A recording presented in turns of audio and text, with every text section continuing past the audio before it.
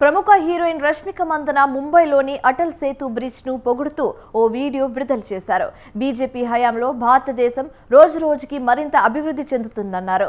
అయితే ఈ video BJP ప్రచారంలో ఒక భాగమే అని నెటిజన్లు మండిపడుతున్నారు. నిజాలను పక్కన పెట్టి అబద్ధపు ప్రచారాలతో బీజేపీ జనాలను మోసం చేస్తుందని ఆగ్రహం వ్యక్తం చేస్తున్నారు.